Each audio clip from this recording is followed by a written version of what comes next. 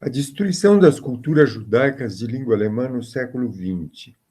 O exílio e a dispersão dos sobreviventes que conseguiram se salvar antes do início da guerra na Europa Central e a extinção do que se convencionou chamar simbiose judaico-alemã fazem da pesquisa sobre o judaísmo centro-europeu no século XX uma espécie de empreendimento arqueológico.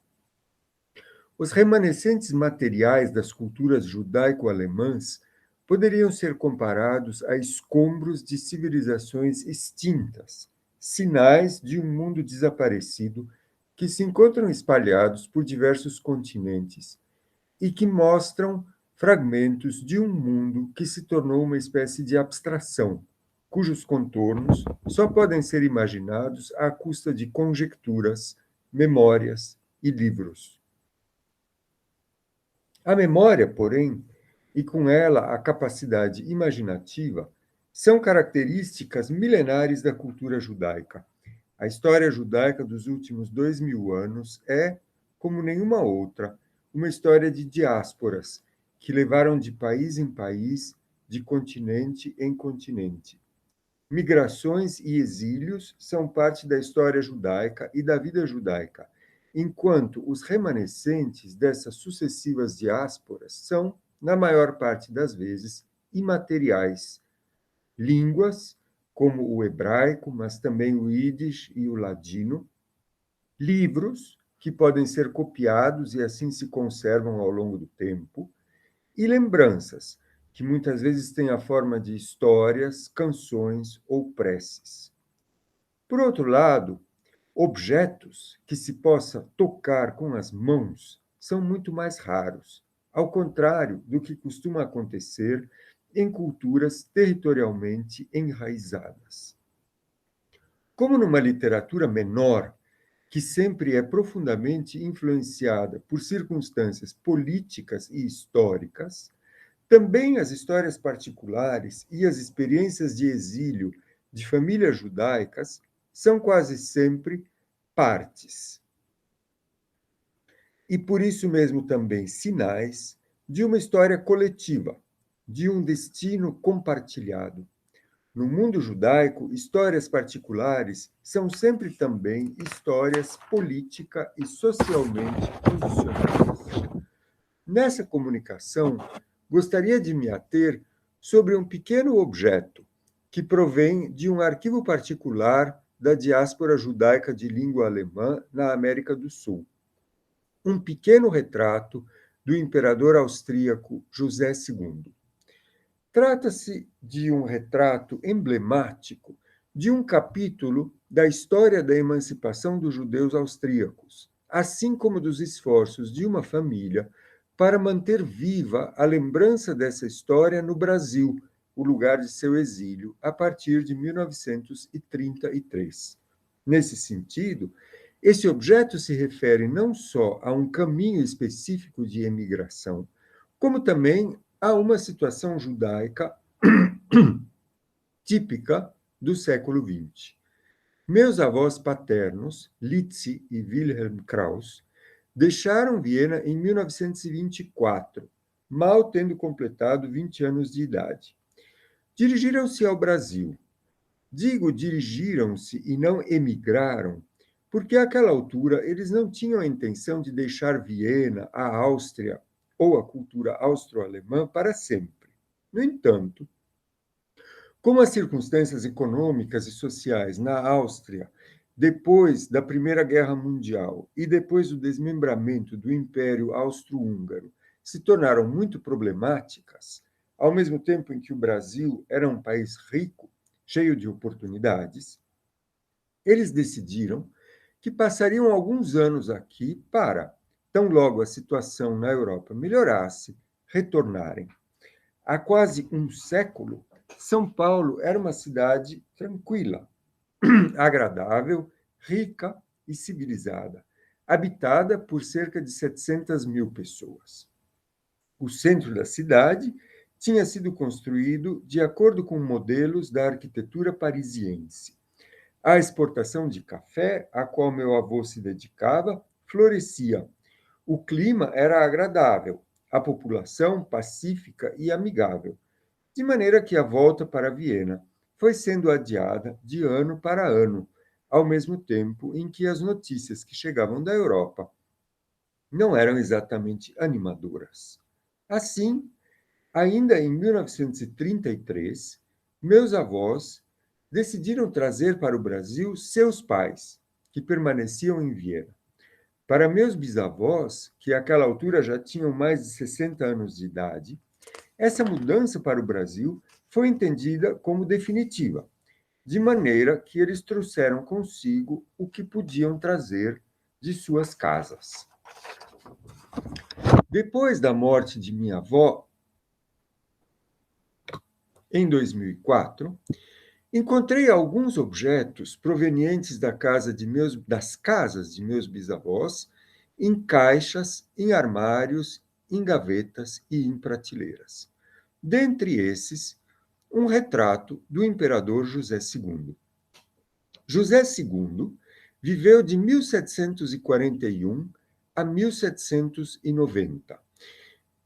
Era o avô da imperatriz Maria Leopoldina, esposa de Dom Pedro I, e foi o monarca europeu que, 8 anos antes da Revolução Francesa, ou seja, em 1781, deu os primeiros passos no sentido da emancipação dos judeus austríacos.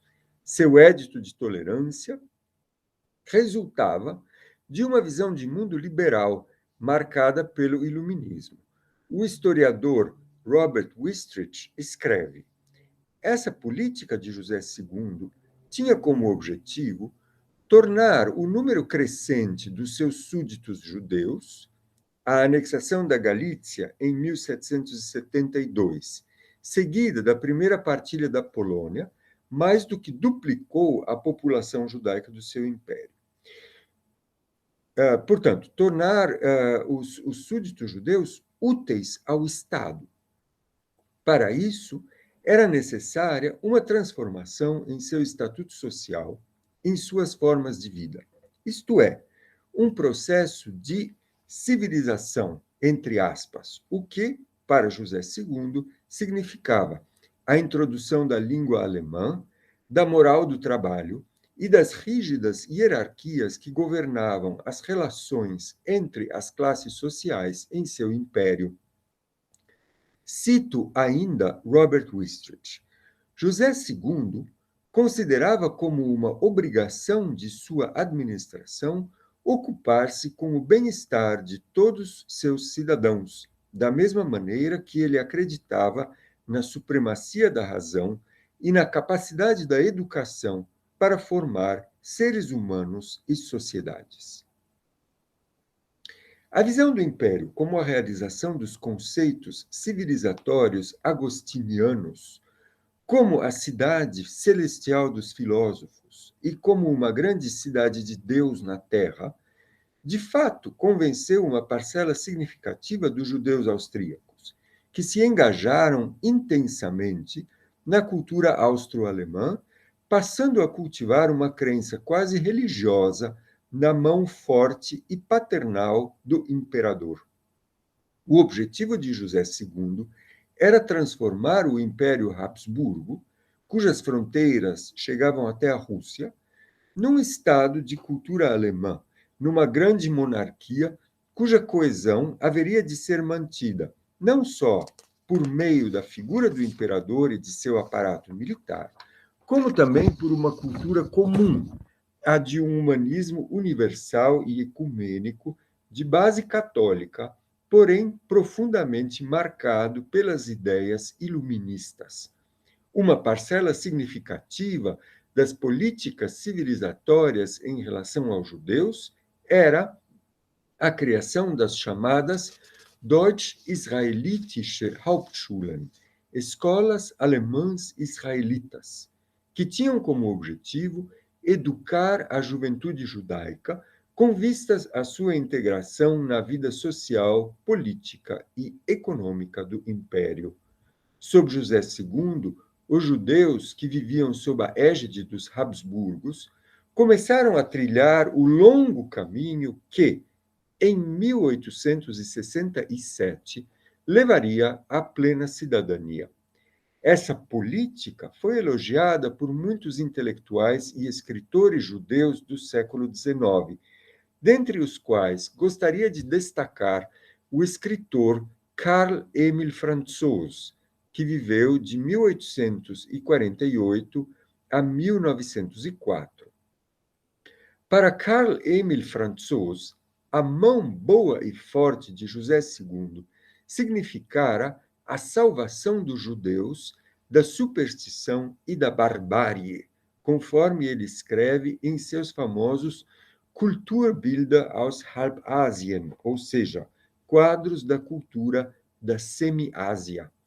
Com o termo Semi-Ásia, Franzoos se referia à sua Galícia natal, esse território que havia sido tomado da Polônia no século XVIII e que ficava junto à fronteira russa, cuja população vivia de acordo com crenças absolutamente incompatíveis com os parâmetros iluministas. Nestes textos de Franzoos, a meio caminho entre a ficção e a reportagem, ele descreve de maneira muito crítica a vida em seu shtetl natal, Chortkov, hoje Chortkiv, na Ucrânia, cuja vida gravitava em torno da corte de um rabi racídico milagreiro. Efetivamente, os judeus, ou pelo menos uma parte dos judeus do Império Habsburgo, se tornaram aliados do imperador em seu projeto de transformação cultural e de germanização, de maneira que, com o passar do tempo, estabeleceu-se entre os judeus uma espécie de culto em torno da figura de José II, culto esse que durou até o século XX. Em O Mundo de Ontem, ou Die Welt von Gestern, o livro sobre a velha Áustria Imperial, que o escritor Stefan Zweig escreveu em seu exílio brasileiro, lê-se que a família de seu pai vinha da Morávia, hoje parte da República Tcheca. Assim escreve Zweig. Em pequenas localidades provincianas, as comunidades judaicas viviam em perfeito acordo com os camponeses e com a pequena burguesia. Faltava-lhes, portanto, completamente a ânsia e a impaciência dos judeus do leste. A história e o caráter mais tranquilo dos judeus da Morávia, assim como a sua suposta perfeita integração com a população à sua volta, são atribuídos por Zweig ao projeto emancipatório de José II. Um pequeno remanescente deste culto a José II chegou ao Brasil na bagagem do meu bisavô, numa época em que muitos judeus já consideravam as esperanças de integração plena na cultura austro-alemã como coisa do passado. Trata-se de um pequeno retrato que meu bisavô, Louis Faltischek, nascido na aldeia morávia de Boskowitz, herdou de seus pais e deixou em herança a minha bisavó Litzi.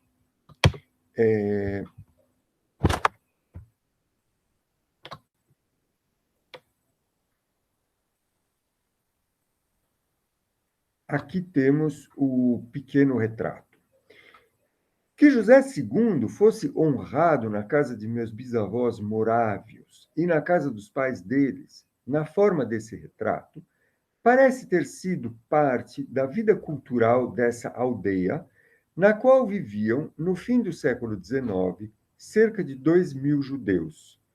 Pois hoje, o antigo gueto de Boskowitz está bem conservado e na antiga residência do rabino, que hoje funciona como um pequeno museu judaico, vê-se igualmente um retrato de José II. Trata-se de um quadro a óleo que mede aproximadamente 40 por 50 centímetros. Assim, Não surpreende que meu bisavô tenha se preocupado não só em trazer seu quadrinho de José II em sua bagagem, quando de sua vinda de Viena para o Brasil, como também de providenciar uma etiqueta que foi colada no verso desse quadro, na qual o nome do imperador está escrito em letras modernas, legíveis a seus descendentes, e não na caligrafia gótica típica do século XIX. Talvez aqui vemos o que resta da etiqueta, né? Talvez ainda permanecesse um resto de esperança de que a emancipação e a igualdade dos judeus viesse a se concretizar e que um dia todos voltariam à Áustria. Depois da morte de seu pai, no início dos anos 50, em São Paulo, minha avó conservou esse quadrinho com muito cuidado, junto ao espelho de sua cômoda. O olhar do Kaiser, nessa pequena imagem, que mede apenas 9,5 por 11 centímetros, parece de fato muito tranquilizador, inspira confiança. Seu rosto tem feições equilibradas. É um rosto ainda jovem e liso.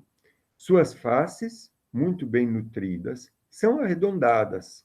E ainda que o quadro seja quase todo em tons de verde, uns reflexos rosados pairam sobre as bochechas imperiais, um brilho que parece vir do interior da pele, como o sol por trás das nuvens.